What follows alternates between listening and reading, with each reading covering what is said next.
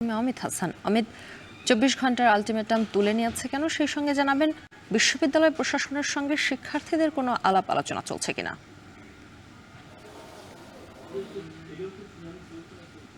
জানিয়ে করছে বিভিন্ন সময় অবস্থান কর্মসূচিতে, তারপরে বিক্ষোভ মিছিল সমাবেশ বিভিন্ন সময় বিভিন্ন ধরনের অবস্থান কর্মসূচি তারা কিন্তু পালন করছিলেন, তবে কোনো ধরনের সুরাহা না হয় এবং গতকাল রাতে ভিসির লাইভে আসাকে কেন্দ্র করে তারা কিন্তু তাদের ২৪ ঘন্টার যে আলটিমেটাম সেটি তুলে অনশনের দিকে ধাবিত হয়েছে এবং আমরণ অনশনের ঘোষণা দিয়েছে এবং তারপর থেকেই তারা কিন্তু এই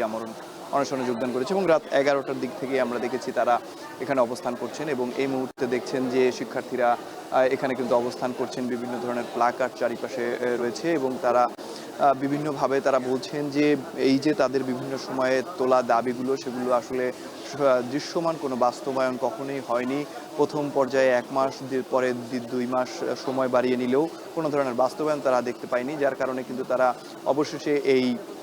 এক দফা দাবিতে উপনীত হয়েছে এবং সেই এক দফা দাবির জন্যই তারা কিন্তু বিভিন্ন কর্মসূচি পালন করছেন এবং গতকাল রাত থেকে শুরু করে প্রায় ১১ ঘন্টা পেরিয়ে গেল, এখন পর্যন্ত সরকার থেকে কিংবা প্রশাসনিক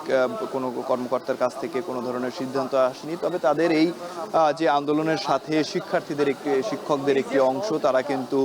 একাত্মতা প্রকাশ করেছে এবং আমরা সকালে দেখেছি তারা এখানে অংশগ্রহণ করেছে এবং শিক্ষকদের সাথে কথা বলছেন, সিদ্ধান্ত নেয়ার ব্যাপারে, পরবর্তী কর্মসূচির ব্যাপারে তারা কথা বলছেন এবং শিক্ষার্থীরাও ধীরে ধীরে কিন্তু এখানে এসে উপস্থিত হতে শুরু করেছেন। সকালে আমরা যদিও দেখেছি যে শিক্ষার্থীদের অংশগ্রহণ কম, তবে এই মুহূর্তে কিন্তু শিক্ষার্থীদের পরিমাণ আস্তে আস্তে বাড়ছে এবং তাদের সাথে অংশগ্রহণ করছেন এবং আরেকটু জানিয়ে রাখি যে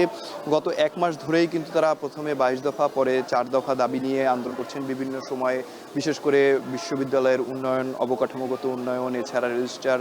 অপসারণ সহ তাদের নামে যে হয়রানিমূলক বিভিন্ন সময় মামলা দেয়া হয়েছে, তারা এরকম অভিযোগটি করেছে। কিন্তু পরবর্তীতে দেখা গেছে আসলে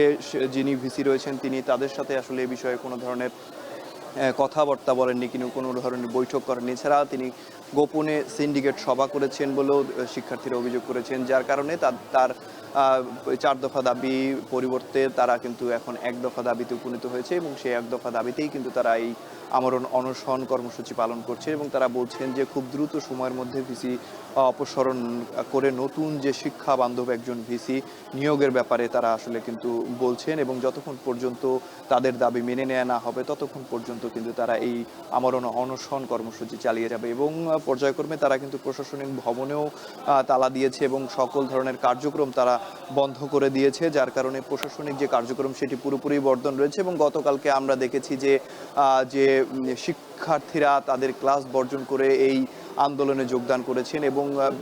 কিছু শিক্ষক, কর্মকর্তা, কর্মচারী তারাও কিন্তু তাদের সাথে একাত্মতা প্রকাশ করে এই আন্দোলনে যোগদান করেছেন এবং সকালে আমরা দেখেছি যে শিক্ষকরা শিক্ষার্থীদের সাথে একটি আলোচনাও করছেন। তো বরিশাল বিশ্ববিদ্যালয় থেকে এই ছিল আমার কাছে সর্বশেষ। শম্পা। যুক্ত ছিলেন সহকর্মী অমিত হাসান।